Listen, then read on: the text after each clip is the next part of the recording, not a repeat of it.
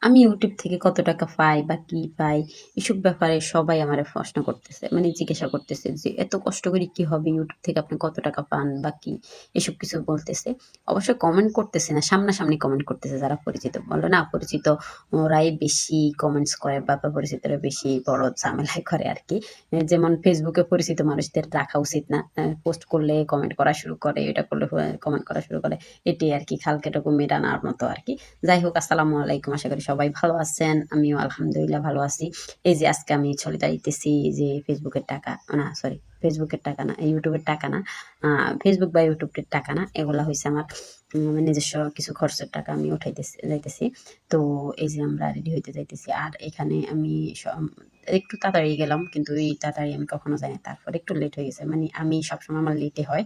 আমার বেশিরভাগ আমি যদি বন্ধুদের সাথে বা ফ্যামিলির সাথে কারো কোথাও যাইতে আমার সবসময় লেট হয়। এজন্য সবাই আমারে আগে বলে দেয়। তারপরেও আমার দেরি হয়। সবাই আমার বকেও এটার ব্যাপারে। এটা আমি ইয়ে করতে পারি না। মানে চেঞ্জ করতে পারি না সবগুলা করতে পারলে। যাক আমার ক্যামেরাম্যানে যাইবে, আমিও যাবো। সব রেডি হইতেছি। আর এখানে দেখছেন আমরা ১ম এ গাড়িতে উঠছি। গাড়িতে উঠার পরে আমি এখানে ইসলামী ব্যাংক, রামগঞ্জ ইসলামী ব্যাংক আমাদের এখানে রামগঞ্জ।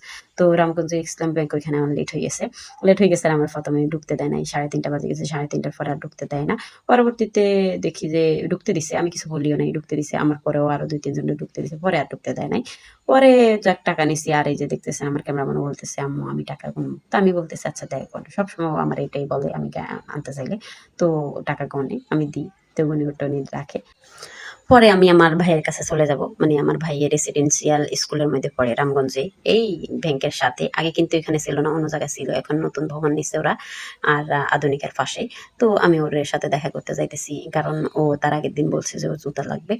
তো মার সাথে কথা বলছিল, মা গেছে আরে। তো আমি যাক ওরে জুতা নিবো প্লাস ওরে ঘুরতে-টুরতে যাবো। আমার ভাই কিন্তু এবার মেট্রিক পরীক্ষা দিবে।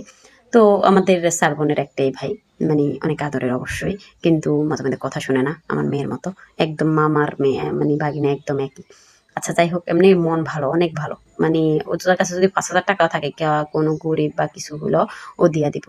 মানে কেউ চাইলে দিয়া দিব। এরকম আরকি। একেক সময় একেক মন। যাই হোক ওর এই যে নতুন ভবনটা দেখতেছিলাম অনেক বড়। আগের ভবন থেকে এটা অনেক বড়। তো ওরা এখানে সবাই মিলে খেলতেছে। আর যেই গরম পড়তেছে মানে অসম্ভব গরম। তো ওর টিচারের সাথে কথাবার্তা বলে আমি চলে আসলাম ওর জুতা নিতে। তো ওর এটা পছন্দ হইছে। তো আমরা এটা পছন্দ হওয়ার পরে ও হাঁটে দেখতেছে বা আমি বলতেছি, "অন্য একটা চেঞ্জ কর। এটা গরমে একটু ধোঁয়া লাগতেছে।"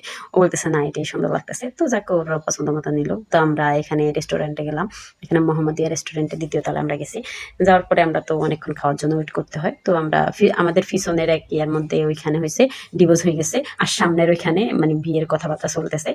তো ওরা একটু ওইখানে ফার্স্টে আসছে তো ওদের একটু ভেজাল। তো আচ্ছা যাই হোক আমরা নিয়ে আসছি। আমার ভাইয়া বার্গার অনেক পছন্দ করে। সবসময় আমার ভাইয়া বার্গার খাইতে পছন্দ করে। তো আমরা ক্যামেরাম্যানও বলছে বার্গার খাবো। বাট ও খাবে না আমি জানি। তো আমি অপচয় করি নাই। ওরে বার্গার নিয়ে দিছি। আর এখানে আমি ও শিক কাবাব খাইবো। মানে ও গরুর গোস্তগুলো পছন্দ করে। বাট ওইদিন ও একটু কম খাওয়ার চেষ্টা করছে।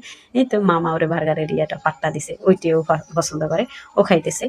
যাই হোক আমি এখানে আমাদের বার্গারটা নেওয়ার পরে খাওয়া-টাওয়া শুরু করলাম। খাওয়া-টাওয়া শুরু করে ওরে এর মধ্যে হলের মধ্যে ফাটাই দিলাম। ওইখানে ফাটাই দেওয়ার পরে আমি এখান থেকে আবার ফুচকা খেলাম। আমি ওরে বললাম যে, "তুই ফুচকা খাবি?" ও বলছে, "হ্যাঁ।" বা অনেক কিছু করছিলাম। ও আর বলে নাই। তো ও চলে গেছে ওর মতোই। আমি আর আমার ক্যামেরাম্যান এখানে আসছিলাম। এখানে আমরা ফুচকা খাইলাম। ফুচকা-টুচকা খাওয়ার পরে এখানে আমার আর সমস্যা হয়েছে কি আমি যাই খাই না কেন আমার একটু 7 আপ প্রয়োজন। মানে কোকো কোলা বা অন্য কিছু ওরা আমারে দিয়ে গেছে কোকো কোলা। বাট আমি কোকো কোলা খাই না। কোকো কোলা আমার পছন্দ না। আমার ভাই কোকো কোলা খায় না। আমাদের 7 আপ দরকার ছিল। তো এখানে লাচ্ছি খাইছে। আমার ক্যামেরাম্যানের অনেক লাচ্ছি পছন্দ। লাচ্ছি খাইছে। আমি ফুচকা যখন খাইতে গেছিলাম তখন ওদের ওইখানেও 7 আপ ছিল না। আমি অন্য বাইরের দোকান থেকে একটা 7 আপ নিয়ে আসলাম। আসি ওই 7 আপটা খাইলাম। মানে একটু তৃপ্তি হলো। মানে ওইদিন অনেক গরম ছিল। আমার যাওয়ারই দরকার ছিল। এজন্য আমি যাইতে হইছে। নাহলে আমার এত গরমে যাওয়ার দরকার ছিল মানে যাইতামও না।